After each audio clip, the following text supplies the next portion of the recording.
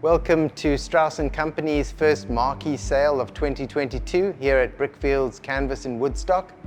And I'm delighted to be showing you some of my highlights of the 12 Maggie Laubser artworks on the sale. I'll be showing you 4 fantastic works which are great examples of the artist's output between 1925 and say 1950.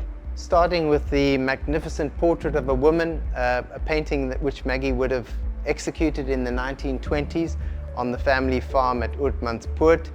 And this beautiful naturalistic portrait would have been rendered from one of the farm workers that Maggie would have seen on a daily basis, and she produced numerous drawings and paintings of these people. When you look through the Deline Marais catalogue raisonné on the artist, you can recognize the sitters over different time periods and different compositions. But this example is a really fantastic example. It shows her exposure and immersion into the world of the German Expressionists before she returned to the Cape. And in the treatment of the planes of the face and the modulation of the forms, very reminiscent of Schmidt, Rotliff, Pechstein, and many of the other German Expressionist artists. Then behind me, or to my left, a remarkable atypical work from arguably 1936. And the woman in the sari, an Indian woman, would in all likelihood have been painted in 1936 when she visited Durban at that stage. And most of the examples from that period are highly stylized, and the backgrounds are foliated and populated with exotic trees and plants, frangipanis, mangoes, pawpaws. This example is slightly atypical.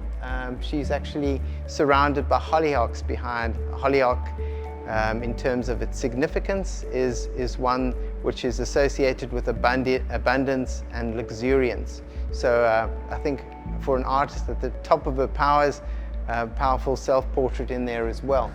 It's a remarkable work, really, really visually engrossing. The coloration just so vital, so vibrant. And where many of the other studies done in 1936 have stylized figures, this one highly naturalistic. It's a portrait of a specific sitter. And the last of the portrait works that I'm going to talk about for now would be the woman beneath a pawpaw tree.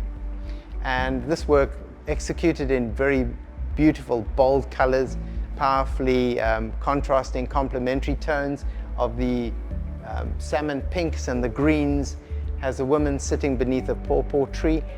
This undoubtedly would have been done in the late 40s or early 50s, and she did a multiplicity of compositions around figures within rural landscapes. Often these compositions would have figures surrounded by chickens, cattle, goats, sheep, and further foliated with pawpaw trees or other exotic foliation.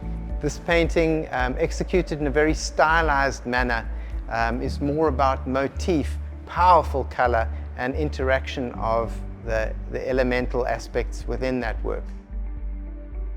In the late 1920s, early 1930s, Maggie Laubser did these wonderful paintings of harvesters and generally laborers going about their daily chores. Harvesters in a wheat field reminds me a lot of Millet's The Gleaners, in that the figures in the foreground, the workers, are given a monumental scale and immortalized within a landscape in which they are working and giving them great nobility.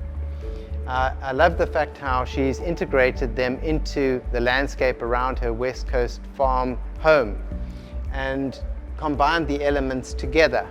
The early works from the 1920s and 30s frequently are punctuated with dots and dashes, and you can see it in the back right-hand portion here.